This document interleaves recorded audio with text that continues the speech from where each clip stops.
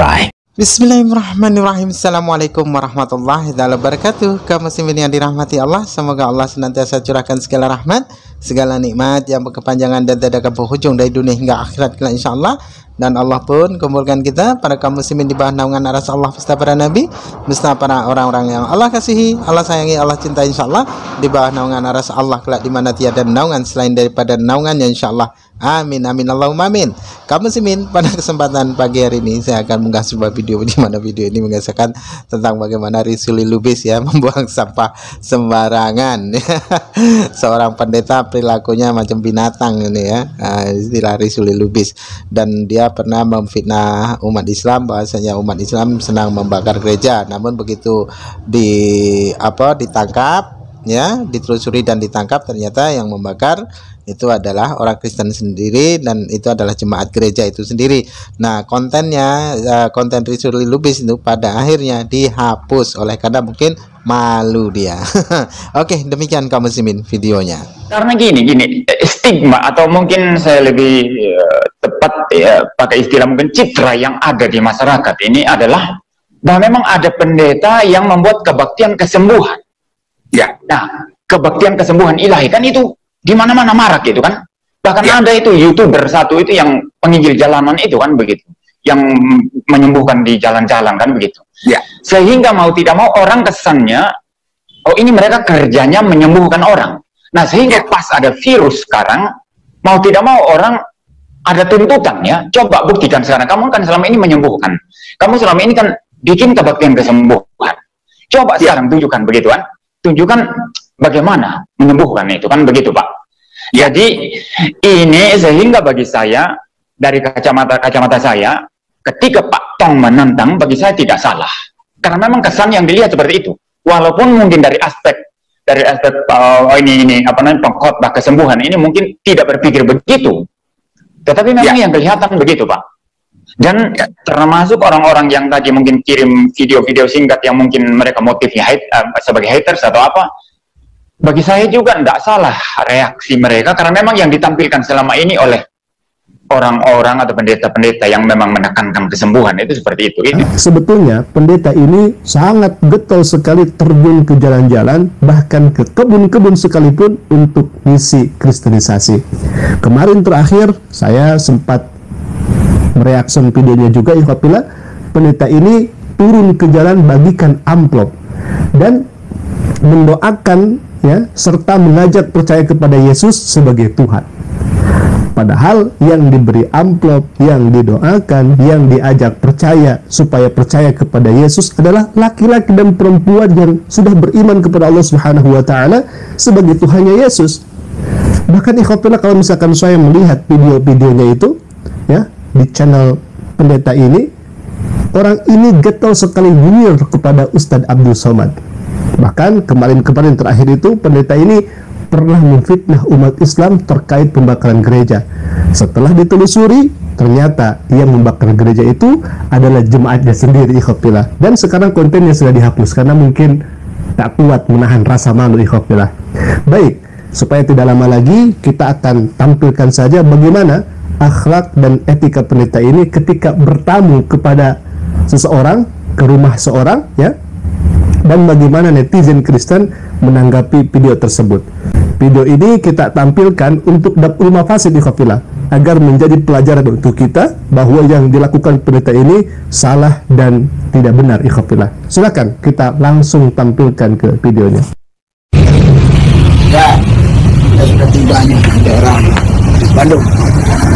Baru bayangan Muhammad Aceh, kita langsung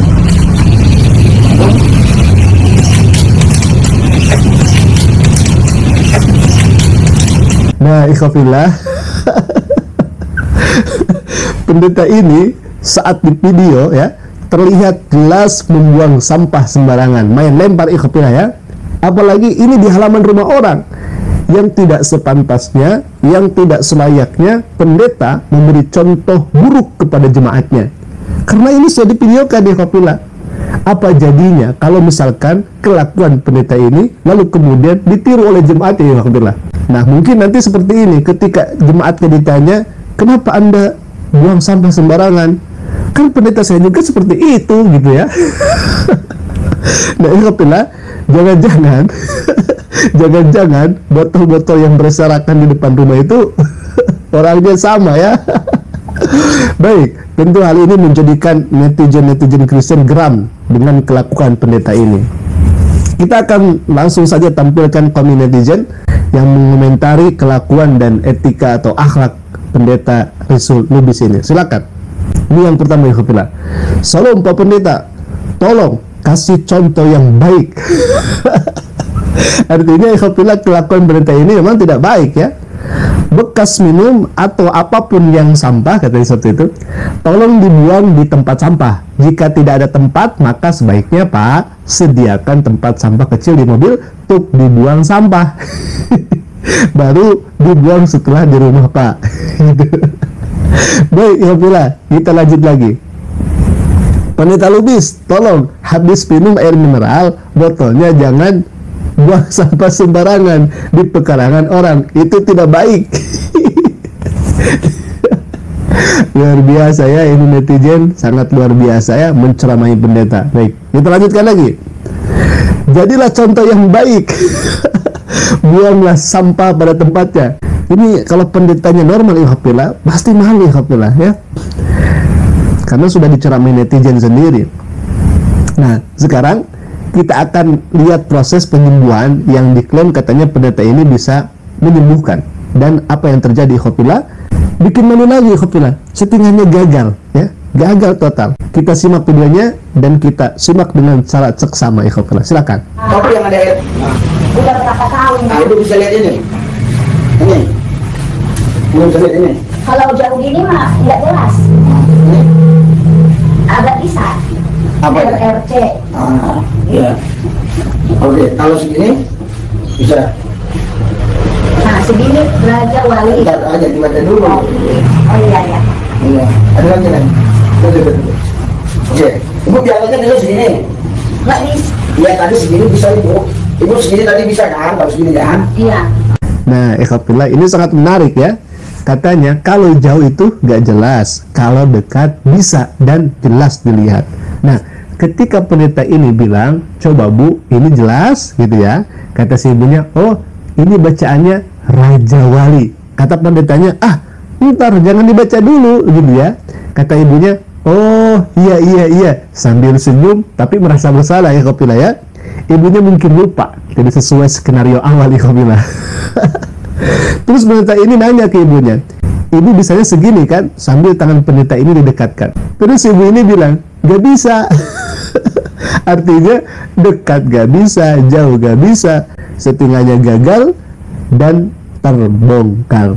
Nah, kita putar lagi ya, sekali lagi biar kita bisa melihat bagaimana settingan ini dilakukan ya. Silakan. Tapi yang ada Udah berapa tahun? nah itu bisa lihat ini bisa lihat ini Kalau jauh gini mah nggak jelas. ini Agak bisa. apa ya? RRC. Iya. Oke, kalau segini bisa. Nah, segini Raja Wali. Bentar aja dibaca dulu. Oh iya ya. Iya. Ada lagi kan? Betul. Oke, ibu biarkan dulu segini.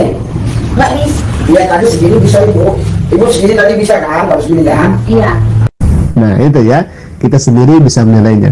Baik, alhamdulillah, kita lanjutkan lagi. Inilah proses berdoanya.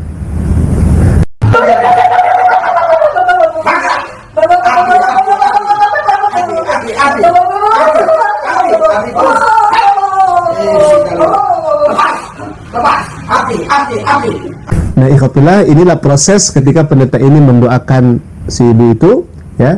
Dan lagi-lagi netizen ya, dengan komen yang sangat luar biasa, kita doakan ya ikhwatibillah, mudah-mudahan yang komen ini mendapatkan hidayah dari Allah Subhanahu wa taala, karena orang ini sangat cerdas sekali ikhwatibillah. Namanya Deborah ya. Deborah Yap. Kita baca komenannya ya. Pendeta seperti makin merajalela memanfaatkan gereja seperti pasar untuk dagangan obat ke jemaatnya. Motifnya cuma menyasar perpuluhan, duit duniawi semata. Masing-masing pendeta saling berkompetisi menarik simpati jemaat dengan musik-musik, tarian-tarian, dan sungguh-sungguhan yang tak terkendali. Semua syarat dengan nuansa sekularistik, pertunjukan erotik. Selanjutnya, syahwat serta mabuk-mabukan adalah media yang paling efektif untuk membudakkan gereja dalam waktu singkat. Agar dagangan berhasil dan laris-laris, pendeta saling bersaing meneriakan pembenaran-pembenaran pribadi atas nama Tuhan. Banyak para pendeta yang saling kontroversial akan pembenaran resep obatnya masing-masing. Ikhwafillah. Bahkan cakaran-cakaran sama mereka pun makin sedemikian hebat dari hari ke hari, tanpa mengenal malu lagi, saling mempertontonkan ini sensor ya, kel titik-titik diriban sesuai jagat. Mereka makin tak diberi Roh Kudus lagi akan arti penting sebuah kehormatan diri yang harus dijaga. Sungguh pun demikian, para pendeta itu jelas telah menempuh sebuah kesepakatan bersama lebih awal dalam mengampuhkan filosofi sebuah resep, yakni ya, sudah, kalian jangan banyak tanya dan perdebatan, cukup kalian imani saja, maka kalian pasti akan sembuh dan masuk surga. Obat ini sudah diberkati Yesus kok, saya yang jamin, ya. Karena tahu jemaat yang sukses terdoktrin dan alergi mengkritik karena diombang-ambing untuk menggali Injil lebih jauh, para pendeta pun makin lepas bebas kurang aja hingga terus mengeliat mengkreasikan jualan-jualannya hingga sudah mendobrak ya nilai etika, moral dan nurani akal sehat.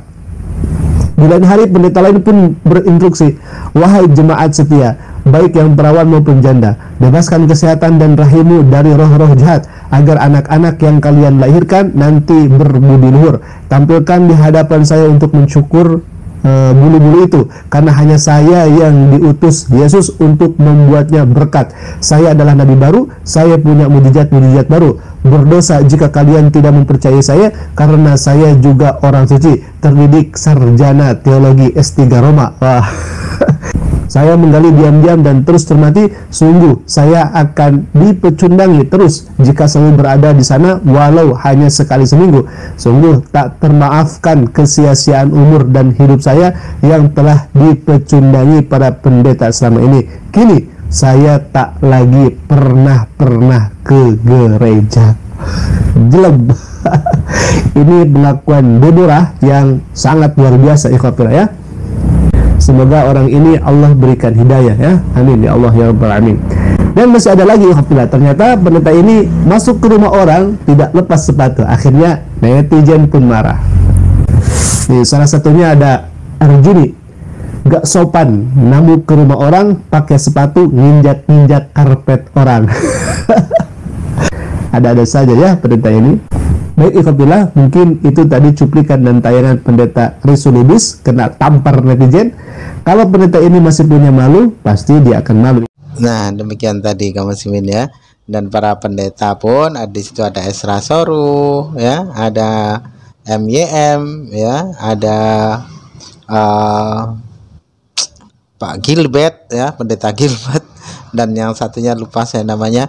Tapi yang jelas mereka mengkritik orang-orang yang senang menyembuhkan, mengaku bisa menyembuhkan di jalan-jalan dan memurtadkan umat Islam di jalan-jalan menginjili ya, dan bisa menyembuhkan orang sakit. Namun yaitu tadi, begitu ada wabah ini mereka dituntut untuk menyembuhkan ataupun menghilangkan orang-orang yang kena wabah ini pun mereka pun tidak bisa ya, hanya ngeles sana kemari, karena memang itulah ajaran ular beludak itu ya, yang dimana hanya bermodalkan tipu-tipu ya, berbulu serigala berbulu domba, itulah mereka ya, orang-orang seperti Risulibis ini.